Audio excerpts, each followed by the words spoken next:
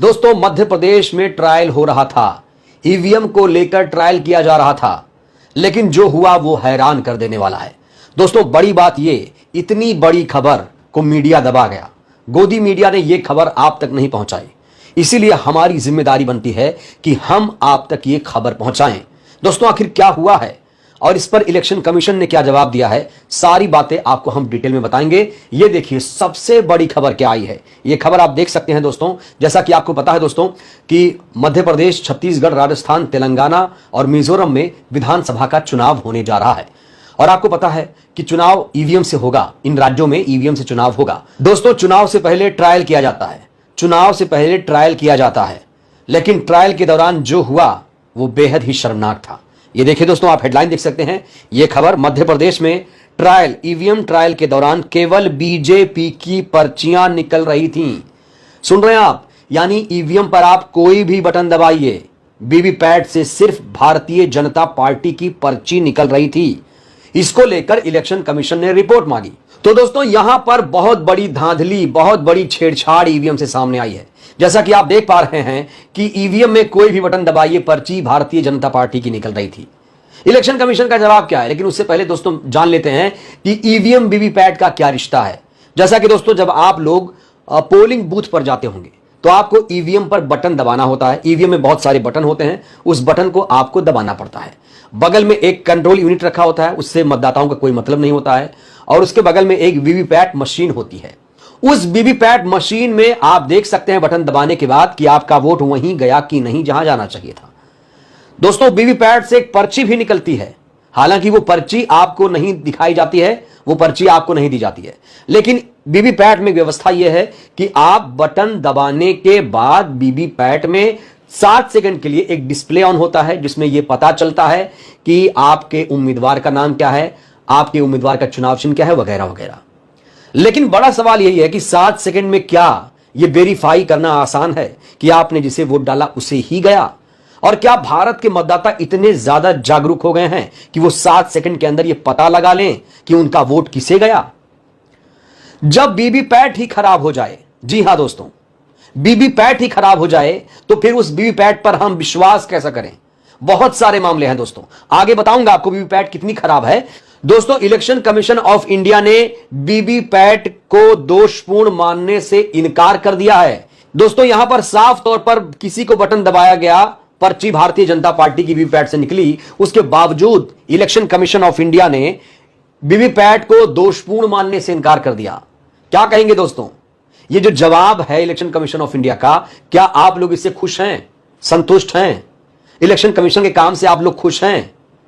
Election commission यहां पर कह रहा है कि कोई वीवीपैट खराब नहीं है, तो क्या यह मान लिया जाए, क्या यह मान लिया जाए कि यह खबर एकदम गलत है? वायर ने जो खबर चलाई है कि ट्रायल के दौरान केवल बीजेपी की पर्चियां निकली थीं और इलेक्शन कमीशन ने रिपोर्ट मांगी थी, क्या यह खबर गलत है? तो दोस्तों यहां पर इलेक्शन कमीशन ने वीवीपैट को दोषपूर्ण मानने से इनकार किया और कहा केवल 3,40,000 मशीनों को निवारक रखरखाव की जरूरत है।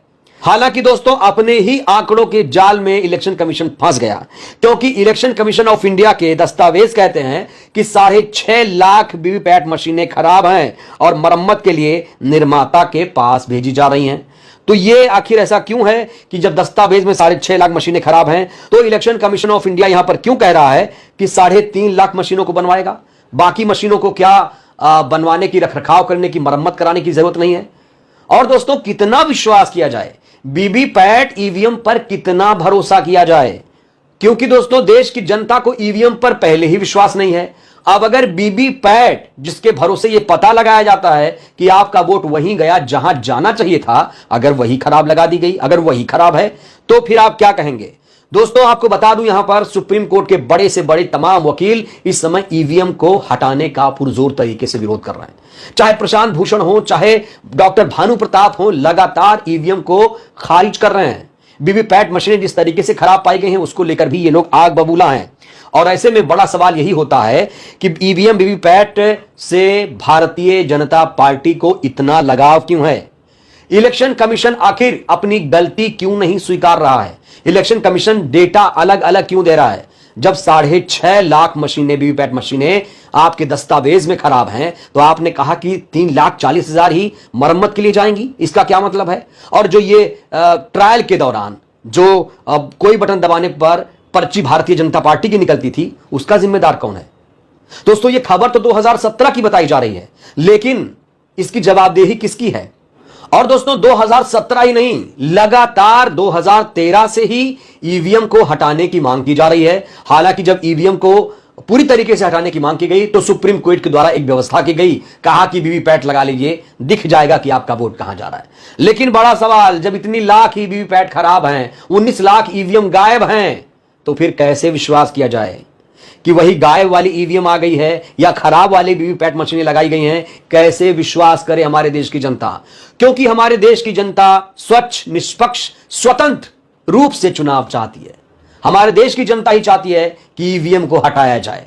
तो क्या जनता से सरकार बड़ी हो गई है? यह बड़ा सवाल है। तो दोस्तों अगर वीवीपैट खराब है तो कैसे इस पर विश्वास किया जाए कि आपका वोट वहीं जा रहा है जहां जाना चाहिए? आपको याद दिला दूं दोस्तों, इसी वीवीपैट ईवीएम को लेकर एडीआर ने सुप्रीम कोर्ट में एक मजबूत याचिका दाखिल की है और इस याचिका को सुप्रीम कोर्ट ने एक्सेप्ट किया है। सुप्रीम कोर्ट अगर इस याचिका को एक्सेप्ट कर रहा है तो जाहिर तौर पर कुछ बुनियादी सबूत उसके हाथ लगे होंगे, कुछ एविडेंस सबूत एडीआर के वकीलों ने दिखाया होगा। दोस्तों कहा जा रहा है कि एडीआर के पास बहुत ही स्ट्रांग सबूत हाथ लगे हैं और उसी के दम पर एडीआर अब मुकदमा लड़ने जा रहा है सुप्रीम कोर्ट में, देश की सबसे बड़ी अदालत में, जिसके मुख्य न्यायाधीश हैं डीवाई चंद्रचूड़ साहब। और इन्हीं के भरोसे अब लोकतंत्र है। ये चाहे तो देश के लोकतंत्र को बचा सकते हैं, ये चाहे तो ईवीएम को खत्म कर सकते हैं, ये चाहे तो देश में बैलेट पेपर से चुनाव करा सकते हैं। कोई माई का लाल रोक नहीं सकता है। दोस्तों बड़ा सवाल तो यह है कि ईवीएम के खिलाफ अगर सुप्रीम कोर्ट में लड़ाई लड़ी जा रही है, उसके बावजूद 5 राज्यों में ईवीएम से ही चुनाव हो रहा है। और ये ट्रायल हमने आपको दिखाया कि किस तरीके से ट्रायल किया गया और ट्रायल में ईवीएम फेल पाई गई, वीवीपैट मशीनें खराब पाई गई। ये आप समझ सकते हैं दोस्तों कि कितनी अच्छी व्यवस्था है ईवीएम की। ऐसे नहीं अमेरिका ने इसे खारिज किया है, इंग्लैंड ने खारिज किया है, फ्रांस, जर्मनी, जापान ने इसे खारिज किया है। ईवीएम में बहुत क्वालिटी है, इसीलिए उन लोगों ने शायद खारिज कर दिया। अमेरिका बेवकूफ है और भारत बहुत बुद्धिमान है ईवीएम के मामले में। जब दुनिया ने ईवीएम को छोड़ दिया तब भारत ने उसे अपना लिया। दोस्तों भारतीय जनता पार्टी लगातार ईवीएम का समर्थन कर रही है, लेकिन तमाम विपक्षी दल ये कह रहे हैं कि चुनाव आयोग कठपुतली बन गया है, ईवीएम जो है वो धांधली होती है, उससे भ्रष्टाचार होता है, घोटाला होता है। तमाम लोग, राजनीतिक पार्टियां ये दावा कर रहे हैं और लोग एक ही मांग कर रहे हैं पूरे देश की जनता की, ईवीएम हटाओ, देश बचाओ। अब सुप्रीम कोर्ट के हवाले है सब, फैसला अब माननीय सुप्रीम कोर्ट को करना है। अब 2024 में चुनाव ईवीएम से होगा या बैलेट पेपर से होगा, यह तो सुप्रीम कोर्ट के भरोसे है दोस्तों। सुप्रीम कोर्ट जो चाहेगा वो होगा। दोस्तों बड़ा सवाल यही है, क्या ईवीएम हमारे देश के लिए सही है? क्या ईवीएम भारतीय लोकतंत्र के लिए सही है? आप लोग क्या मानते हैं? क्या ईवीएम से चुनाव होना चाहिए? क्या जो इलेक्शन कमीशन जवाब दे रहा है उससे आप लोग संतुष्ट हैं? दोस्तों अपने जवाब आप लोग जरूर दीजिएगा, अपनी प्रतिक्रिया आप लोग जरूर दीजिएगा। आपकी प्रतिक्रिया हमारे लिए बहुत ज्यादा महत्वपूर्ण है।